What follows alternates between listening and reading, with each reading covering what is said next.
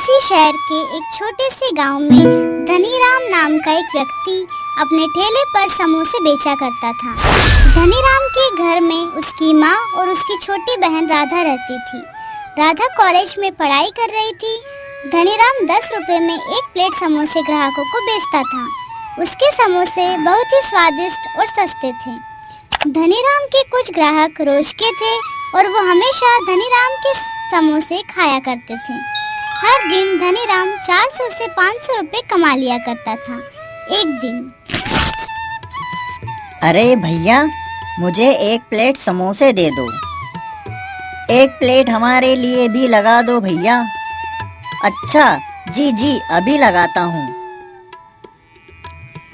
शाम होती धनीराम घर की ओर चल देता है। भैया, आप आ गए? मैं आपका इंतजार कर रही थी। अरे थोड़ा सब्र रख, अभी वो थक कर आया है, उसे कम से कम पानी तो पिला दे। राधा अंदर जाती है और अपने भाई के लिए एक गिलास में पानी ले आती है। अरे राधा, तू कुछ बोल रही थी ना? हाँ भैया, कल कॉलेज में फीस जमा करने की लास्ट डेट है। अरे कितनी फीस जमा करनी है? 20,000 भैया। ठीक है राधा, मैं अभी देता हूँ। धनीराम अपनी अलमारी से अपनी बचत के पैसे ले आता है और 20,000 राधा को दे देता है। ठीक है भैया, आप बहुत अच्छे हो। मैं कल कॉलेज की फीस जमा कर दूंगी। राधा पैसों को लेकर वापस अंदर चली गई। तभी धनीराम ने देखा कि माँ कुछ खुश नहीं लग रही हैं। क्या हुआ माँ? तुम परेशान हो? क्या बात है, मुझे बताओ। इस घर में कमाने वाला सिर्फ तू ही है। अब तू इतने पैसे बहन की पढ़ाई में लगाएगा तो उसकी शादी के लिए पैसे कहाँ से आएंगे? और इस पढ़ाई लिखाई में कुछ नहीं होने वाला बेटा। तुम पैसों की बचत करो, राधा की शादी में काम आएंगे। अरे माँ, तुम चिंता क्यों कर रही हो? राधा की शादी हम बहुत धूमधाम से करेंगे। अभी उसको पढ़ने दो। वैसे भी वो बहुत छोटी है अभी। मैं इसकी उम्र से 2 साल छोटी थी तब मेरी शादी हो गई थी।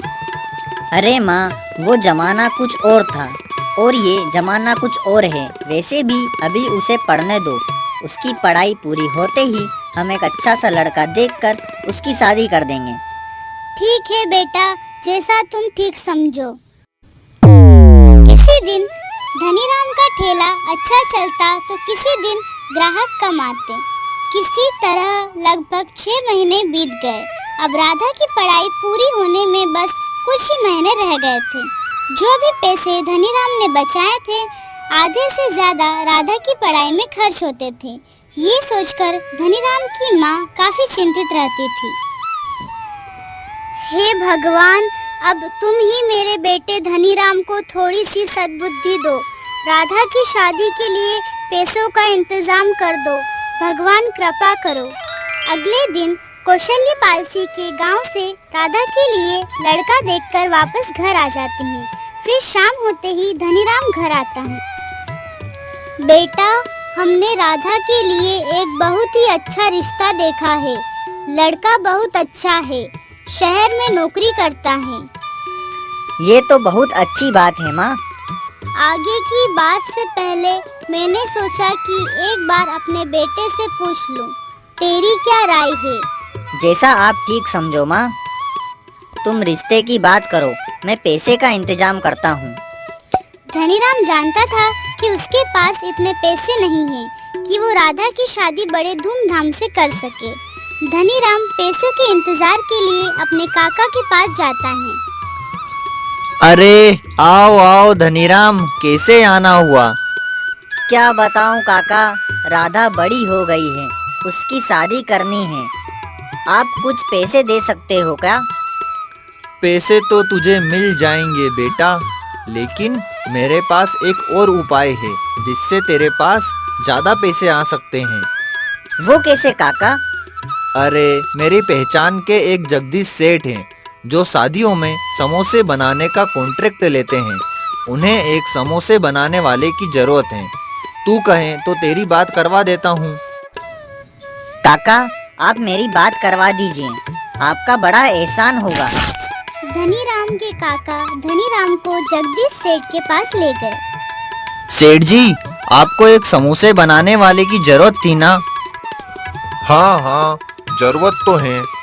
ये धनीराम है, मेरे गांव का है। ये बहुत ही स्वादिष्ट समोसे बनाता है। तो फिर कल एक शादी में जाना है। धनीराम, कल तुम वहाँ समोसे लेकर पहुँच जाना। मैं तुम्हें पता बता दूंगा। ठीक है सेठ जी। धनीराम इस बात से बहुत ही खुश था कि उसे काम मिल गया है और उसे अब किसी से कर्ज भी नहीं लेना पड़ेगा। धनीराम उस जगह का पता लेकर अपने घर चला जाता है। घर पहुंचकर धनीराम अपनी माँ से कहता है, माँ, मुझे शादियों में समोसे बनाने का काम मिल गया है। सच बेटा? हाँ माँ। शुक्र है भगवान का, उसने मेरी प्रार्थना सुन ली। धनीराम अगली सुबह समोसे लेकर सेठ के बताए पते पर पहुंच जाता है। धनीराम के समोसे सभी लोगों को बहुत ही स्वादिष्ट लगते हैं और तभी एक व्यक्ति धनीराम से, क्या बात है भाई साहब, आपके समोसे तो बड़े ही स्वादिष्ट हैं। सच में? क्या आपको हमारे समोसे इतने स्वादिष्ट लगे? हाँ भाई, अगले हफ्ते मेरी बेटी की शादी है। वहाँ तुम आकर समोसे बना सकते हो। इससे तुम्हें अच्छे खासे पैसे भी मिल जाएंगे। जी जी जी, मैं जरूर आऊँगा। और इसी तरह धनीराम के समोसे का कारोबार अच्छा चलता रहा और उसने अपनी बहन की शादी बड़ी धूमधाम से की। अब धनीराम और उसकी माँ खुशी खुशी रहने